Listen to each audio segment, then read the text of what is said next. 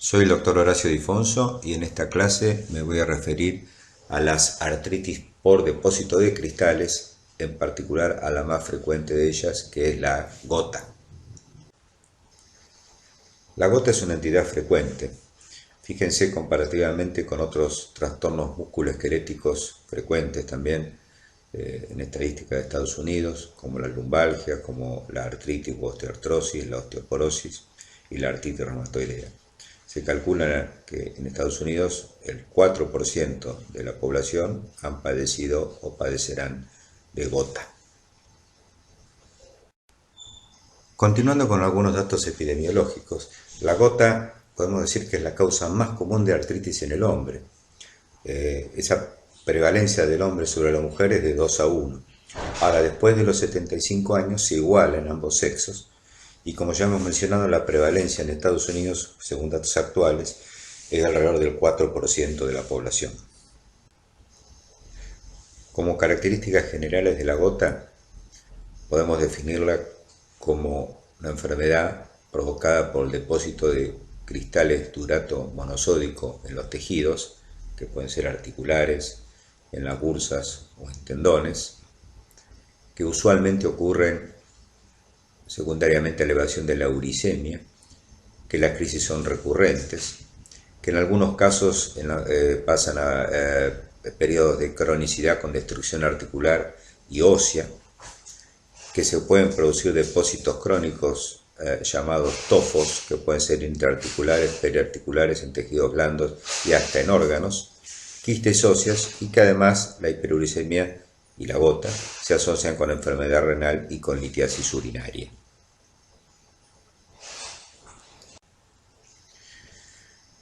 Los pacientes que padecen gota suelen pasar por distintos periodos clínicos, desde la hiperuricemia asintomática, la posibilidad de tener deposición de cristales de ácido úrico pero sin padecer de ataques agudos de gota, las crisis agudas de gota, que suelen ser recurrentes, y algunos pacientes llegan a la gota crónica avanzada con formación de tofos, artritis gotosa crónica y erosiones óseas con destrucción articular significativa.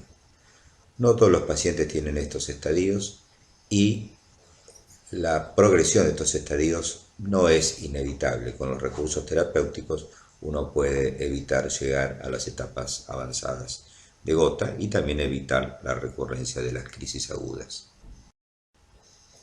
Desde el punto de vista de la patogenia, una crisis aguda de gota comienza entonces con la deposición de cristales de urato monosódico que a través de los macrófagos activan el inflamosoma y producen la liberación de citoquinas, de la cual la más importante es la interleuquina 1 beta, lo cual provoca a su vez reclutamiento de neutrófilos, activación de los mismos y otros mediadores inflamatorios que dan lugar a una inflamación que en el caso de la gota realmente es muy intensa. La resolución de esta crisis puede ser íntegra, pero íntegra en su totalidad, pero en algunos casos se forman además trampas de neutrófilos, las llamadas NETs, que con el tiempo van provocando una inflamación crónica que lleva, como dijimos, a la formación de tofos y a la artritis gotosa crónica. Como hemos mencionado, el principal factor para el desarrollo de gota es la hiperuricemia. El nivel del punto de saturación, o sea de cristalización del ácido úrico biológicamente definido, es de 6.8 miligramos por decilitro. La definición clínica de hiperuricemia es variable según se trata de un hombre o de una mujer. En el hombre se define hiperuricemia como una uricemia mayor a 7 miligramos por decilitro y en la mujer mayor a 6 miligramos por decilitro. Hay varios factores de riesgo y asociaciones que tenemos que considerar en los pacientes con gota. Uno es la hipertensión arterial. Fíjense, los pacientes con hipertensión arterial tienen 3 veces más riesgo de gota a iguales valores de uricemia que los no hipertensos. El índice de masa corporal, el sobrepeso y la obesidad son factores de riesgo. La dislipemia, en particular la hipercolesterolemia, el consumo de alcohol, la diabetes mellitus, la enfermedad renal crónica y los síndromes de apnea del sueño. Todas estas asociaciones deben ser investigadas en pacientes con gota, aunque quizá ya alguna de ellas el paciente los tenga como antecedentes. En relación con la hiperuricemia y el riesgo de gota, ya hemos mencionado que el punto de saturación de cristalización, definido desde el punto de vista biológico, del ácido úrico es de mayor a 6.8.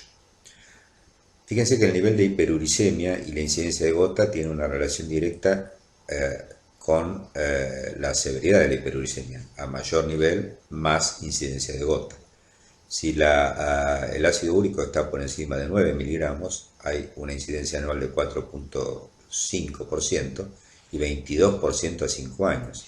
Si está entre 7 y 8, baja notablemente, 0.5% anual. Si tiene menos de 7, solo 0.1% anual de incidencia de gota. De manera tal que reducir los valores de ácido úrico tiene una implicancia terapéutica fundamental. Para entender cómo se produce la hiperuricemia, es importante repasar cómo es el manejo renal en el nefrón del ácido úrico. Fíjense que el ácido úrico primero se filtra, el 100% del filtrado se reabsorbe casi todo en sectores proximales del nefrón, después vuelve a secretarse hacia los túbulos, alrededor del 50%, y vuelve a reabsorberse en sectores más distales, 40 al 45%, de manera tal que de la carga filtrada de ácido úrico se termina excretando entre el 7 y el 12%. Desde el punto de vista de la patogenia de la generación de hiperuricemia, hay dos mecanismos principales. El mecanismo por lejos más frecuente es disminución de la excreción. Esto se ve en el 90% de los pacientes que tienen hiperuricemia. En esos casos, la uricosuria es menor a 350 miligramos por día. El segundo mecanismo, pero solamente ocurre en el 10% de los casos, es un aumento de la producción del ácido úrico. Allí, esos pacientes suelen tener uricosurias altas, mayores a 1 gramo por día. El aumento de la ingesta sería un tercer mecanismo, pero el aumento de la ingesta de alimentos ricos en purinas, puede influir, pero en pequeña cuantía para elevar o bajar el ácido úrico, si es que no hay alguno de los otros dos trastornos, como dijimos, el más frecuente, disminución de la excreción, en el metabolismo del ácido úrico. La sobreproducción se ve favorecida con ciertas situaciones, por ejemplo, como decíamos, la ingesta abundante de alimentos ricos en purinas, como las carnes rojas, el hígado, las ostras, mejillones, anchoas, etc. La ingesta excesiva de alcohol, algunas deficiencias enzimáticas que son poco frecuentes, la obesidad, las neoplasias, sobre todo cuando se produce el tratamiento, y la psoriasis, que es una enfermedad cutánea que provoca mucho recambio celular. La hipoexcreción, a su vez, sobre todo se ve en enfermedad renal crónica, en la intoxicación por plomo, eso se denomina clásicamente la llamada gota saturnina. Algunos fármacos como los diuréticos, que disminuyen la excreción de ácido úrico, la aspirina a dosis bajas, otro fármaco como la ciclosporina, la piracinamida, el etambutol, etc. Situaciones de acidosis metabólica y nuevamente el alcohol, que tanto aumenta la producción como disminuye la excreción de ácido úrico. Entonces, integrando estos elementos, aquí vemos que la hiperuricemia, que tiene una pequeña diferencia en su valor, como hemos mencionado, de la biológicamente definida a la definida por laboratorio, que es distinta en hombres y mujeres, fundamentalmente por hipoexcreción, secundariamente por sobreproducción.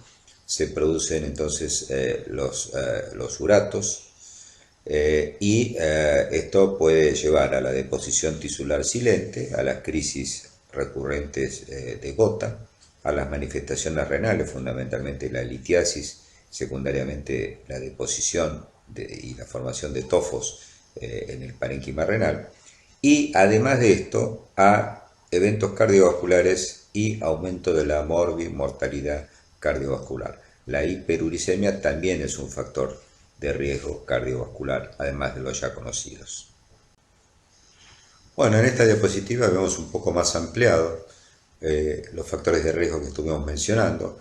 Ahí ven los genéticos, ven algunos de los fármacos que pueden influir sobre el metabolismo del ácido úrico, los factores dietarios.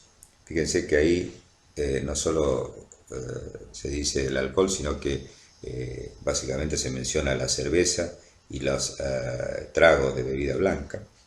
También se mencionan las bebidas con endulzantes.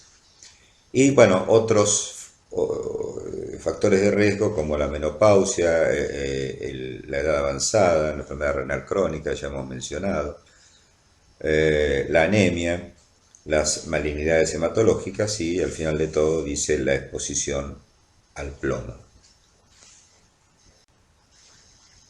Detallando un poco más entonces los factores de la dieta, fíjense que aumentan el riesgo la ingesta de carne, de pescado, de cerveza y las gaseosas con alto contenido de fructosa. Disminuyen el riesgo, por el contrario entonces, el café, la vitamina C y los productos lácteos.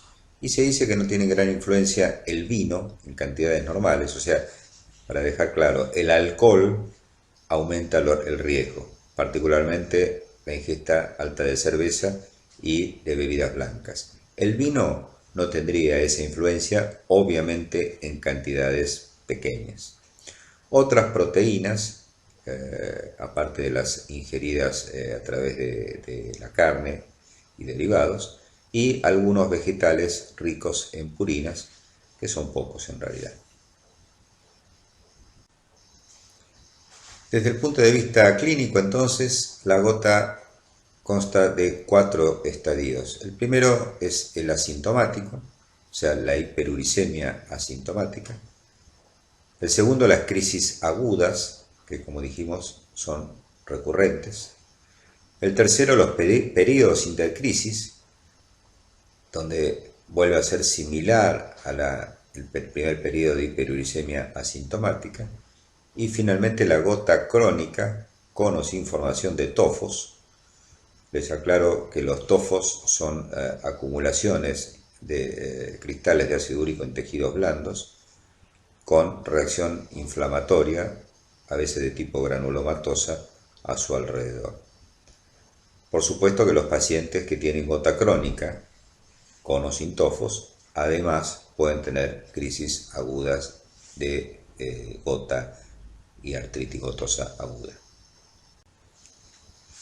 Desde el punto de vista clínico, la artritis gotosa aguda provoca una reacción inflamatoria que es extremadamente dolorosa. La localización más frecuente, como vemos en este dibujito, que representa la intensidad del dolor, es la primera articulación metatarso-falángica. Es lo que se da a llamar podagra. Los pacientes refieren un dolor muy intenso y que es de comienzo agudo, llegando a su intensidad máxima a las 12-24 horas del comienzo de los síntomas, y que si uno no lo trata, en realidad se autolimita, pero se autolimita en el término de 7 a 14 días de un dolor realmente muy intenso. Estas crisis gotosas pueden ser monoarticulares o poliarticulares. Es más frecuente, sobre todo en gente más joven, que sea monoarticular. Y es notablemente más frecuente en articulaciones de los miembros inferiores que de los miembros superiores. Muchas veces hay factores desencadenantes para una crisis gotosa. Un traumatismo, aunque sea menor, enfermedades médicas agudas, pacientes que se internan por infarto agudo de miocardio, accidente cerebrovascular, neumonías, otras infecciones, cirugías, algunos fármacos, por ejemplo las tiazidas, que como hemos dicho reducen la excreción de ácido úrico. El inicio del tratamiento con tiazidas puede desencadenar una crisis de gota en pacientes con hiperuricemia, ¿no? Algunos agentes hipouricemiantes, como vamos a ver después, al principio del tratamiento, si uno no lo asocia con antiinflamatorios o con otros fármacos como la colchicina, pueden al comienzo del tratamiento, en el primer mes, favorecer una crisis aguda de gota, o algunos pacientes no tener ningún factor desencadenante y aparecer la crisis de gota sin previo aviso. La podagra, entonces, así se denomina a la artritis de la primera articulación del pie, o sea, la metatarsofalángica de alguno de los pies. En este caso la foto muestra claramente signos de inflamación a ese nivel y también en este caso a nivel del tobillo. Pero repito, podagra es la artritis de la primera articulación metatarsofalángica y la causa usualmente de podagra es la gota. Acá en este dibujo se representan los sitios frecuentes de la crisis gotosa. Recuerden que habitualmente hablamos de artritis gotosa aguda, pero que puede ocurrir también en bursas y en tendones, no solo en articulaciones.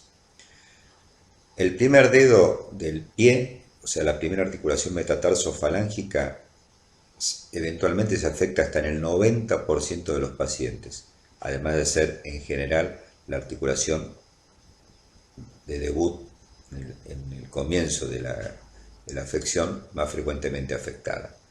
Después puede haber ubicaciones en el metatarso, subtalares, en el tobillo, en la rodilla y, como dijimos, mucho menos frecuentemente, pero puede haber afectación de los miembros superiores en la crisis gotosa aguda. Articulaciones de los dedos, de la muñeca, del codo y la bursa olecraniana. Como hemos dicho, el evento de crisis gotosa aguda sin tratamiento se autolimita, pero puede llegar a 14 días de evolución y, como dijimos, de un dolor muy intenso. Cuando las crisis, sobre todo las recurrentes, no son tratadas, suelen durar más.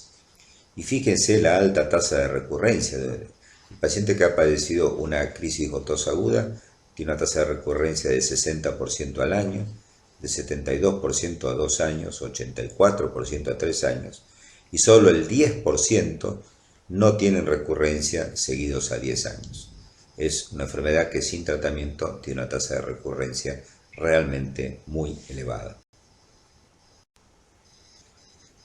Desde el punto de vista del diagnóstico, en muchos casos suele ser suficiente con la clínica, la localización de la articulación afectada, los antecedentes del paciente. Pero, bueno, sobre todo en el primer evento, y si la articulación no es la podagra, puede prestarse al diagnóstico diferencial con otras causas de artritis aguda, sobre todo de monoartritis aguda. El diagnóstico de certeza sería el examen del líquido sinovial, donde si se demuestra la presencia de cristales con forma de aguja, que son birrefringentes y que son intra y extracelulares, se certifica el diagnóstico de gota. Esto sería importante en el primer ataque, pero no todas las articulaciones son fácilmente punzables. Por lo demás, el líquido sinovial, si uno obtiene una muestra, va a ser un líquido claramente inflamatorio con predominio de neutrófilos. Y siempre, aunque realmente hayamos certificado gota, tenemos que descartar artritis séptica, o sea, mandar el líquido a cultivo, porque primero que puede ser una artritis séptica en una artritis gotosa, y segundo que pueden combinarse una artritis gotosa, sobreinfectarse y además tener una artritis séptica. El líquido de la crisis gotosa, aunque no esté infectado, tiene tanta inflamación que puede llegar a tener recuentos de neutrófilos y de leucocitos similares a los de una artritis séptica. Y además a veces puede tener casi un aspecto purulento o pseudopurulento. Otros diagnósticos diferenciales son la pseudogota, que son depósitos de otro tipo de cristales, como ya vamos a ver. Los más frecuentes son de pirofosfato de calcio. Las artritis reactivas, la artritis reumatoidea, la celulitis, que simulan ser una artritis, la osteoartritis, que en ocasiones puede tener eventos agudos de inflamación, las artropatías seronegativas y las hemartrosis, sobre todo cuando hubo un antecedente traumático.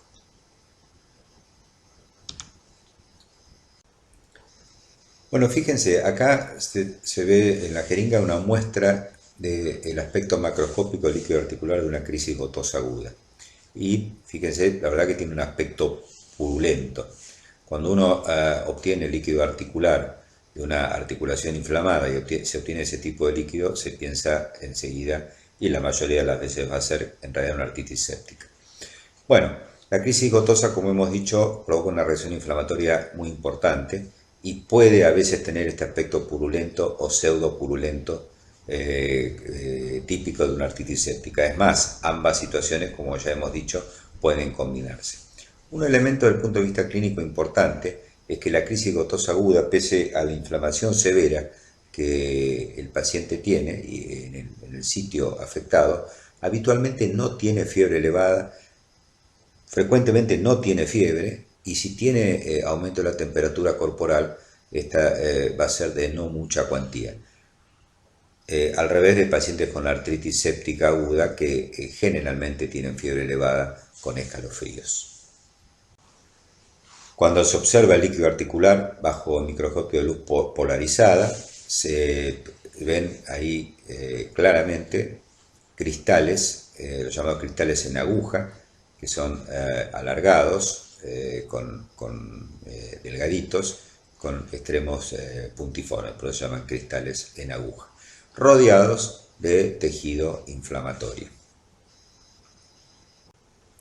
Desde el punto de vista del laboratorio, en el momento agudo de la crisis gotosa, los pacientes suelen mostrar leucocitosis, en algunos casos importante, neutrofilia y elevaciones habitualmente muy significativas de la proteína C reactiva. En algunos pacientes va a haber hiperuricemia en el momento agudo, pero no siempre. Muchas veces durante la crisis gotosa aguda, el paciente que venía padeciendo de hiperuricemia, esos valores bajan justamente por el depósito agudo en tejidos.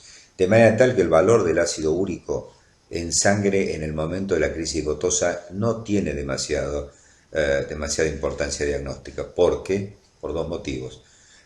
Frecuentemente, como dije, en la crisis gotosa verdadera, el ácido úrico no está alto en sangre, y por otro lado el paciente puede tener hiperuricemia en ese momento y el ataque agudo, la artritis aguda, no ser gotosa.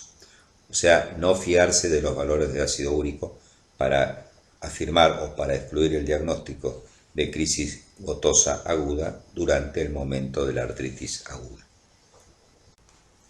Las crisis de gota en personas de edad avanzada, en ancianos, tienen algunas diferencias con respecto a los jóvenes. Fíjense que se va igualando la incidencia de hombre y mujer, cuando en los jóvenes ya hemos dicho que predomina netamente en los hombres, 2-1 por sobre la mujer. En los ancianos es algo más frecuente que en los jóvenes que la gota sea poliarticular. En un joven generalmente es monoarticular y de los miembros inferiores. En ancianos puede ser poliarticular y tiene afectación de los miembros superiores con más frecuencia. Es bastante frecuente en articulaciones de los dedos de las manos. En los ancianos los tofos son de formación más precoz, aún sin historia de crisis previas. Y los factores asociados son un poco diferentes. En los jóvenes, como hemos mencionado, la obesidad, la hipertensión, la dislipemia y el abuso de alcohol. Y en los ancianos, la insuficiencia renal o enfermedad renal crónica, el uso de diuréticos, y es algo menos frecuente que en gente más joven el abuso de alcohol como crisis desencadenante. Fíjense, por ejemplo, las manos de esta paciente, evidentemente de una paciente anciana, con afectación importante de los dedos de las manos, con formación de tofos, que son esas formaciones nodulares que están ubicadas sobre todo a nivel de la última articulación interfalángica, en este caso en varios dedos, con deformidad visible de las manos, que puede simular artrosis, puede simular a veces incluso artritis reumatoidea. Fíjense cómo se ve con técnicas especiales de tomografía computada, una tomografía computada llamada energía dual, los depósitos que están marcados en color verde de cristales de urato monosódico formando tofos. Fíjense cómo tienen localización nuevamente predilecta en la primera articulación metatarsofalángica y también en algunas partes de articulaciones del tobillo. Un diagnóstico diferencial importante de la gota, que también es una artropatía por cristales, es la pseudogota. En este caso, por cristales de pirofosfato o de fosfato de calcio, y que se conoce también como condrocalcinosis. La condrocalcinosis, cuando no está acompañada de inflamación de artritis, muchos la consideran una variante de la osteoartritis o artrosis. O sea, muchos pacientes con artrosis tienen depósitos de calcio en las articulaciones. Cuando la condrocalcinosis produce sinovitis, es lo que se conoce como pseudogota. Usualmente es una monoartritis, pero puede ser poliarticular. Generalmente se ven pacientes internados, generalmente de edad avanzada y que tienen infecciones intercurrentes. Habitualmente los pacientes tienen osteoartritis porque son pacientes de edad avanzada. Las localizaciones más frecuentes son las rodillas, seguidas de hombros y codos.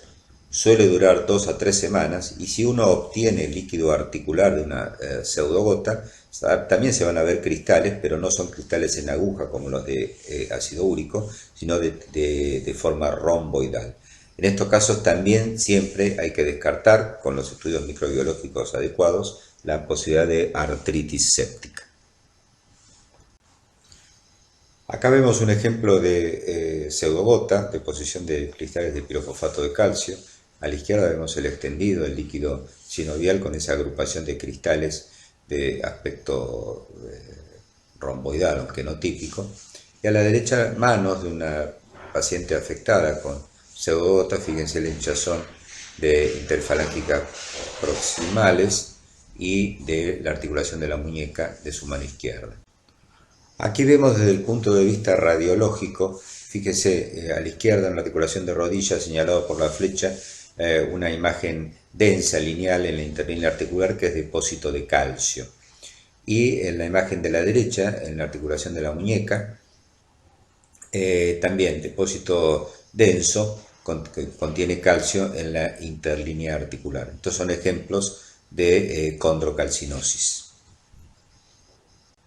Aquí en esta foto vemos la imagen de un tofo, que es esa formación nodular que se ve en la región del codo, o sea en la bursa olecraniana, es uno de los sitios predilectos de los tofos. Otros lugares donde hay que buscarlos son, sobre todo en gente grande, en los dedos de las manos, como hemos visto. En el pabellón auricular es un sitio donde hay que buscar los tofos, y en el tendón de Aquiles u otros tendones también se pueden formar tofos. El otro lugar del organismo donde debemos buscar los tofos, porque es otro lugar donde con cierta frecuencia se asientan, es en los pabellones auriculares, como se ve en esta foto, sobre todo en el borde cartilaginoso. Pueden ser únicos o múltiples y de distintos tamaños. Estos tofos, como se muestran acá en interfalángica distal en las manos de esta paciente, en ocasiones drenan espontáneamente un líquido que no es purulento, es un líquido blanquecino, gredoso, que si lo analizamos está lleno de cristales de ácido úrico. En general no es porque se sobreinfecten, sino simplemente porque llegan a un volumen importante con inflamación, y es como que formaran, no es exactamente una verdadera fístula, pero es como que fistulizaran hacia la piel, drenando este material, ya les digo, blanquecino gredoso. Fíjense esta radiografía de manos de un paciente con gota crónica. Fíjense las notables lesiones destructivas articulares que hay en metacarpofalángicas, interfalángicas proximales y en menor medida en las distales, subluxaciones, erosiones, geodas. Si uno ve este tipo de radiografía y no tiene datos clínicos, lo primero que piensa es una artritis reumatoidea. Sin embargo, esto puede provocarlo una artritis gotosa crónica. Y fíjense lo que puede llegar a provocar una gota tofacia crónica avanzada. Fíjense las manos llenas de tofos, algunos de ellos erosionados, con una deformación notable y por supuesto con la incapacidad funcional correspondiente. Fíjense la radiografía de la derecha, radiografía de un pie con lesiones erosivas, líticas, yuctaarticulares muy avanzadas de una gota atofasia crónica.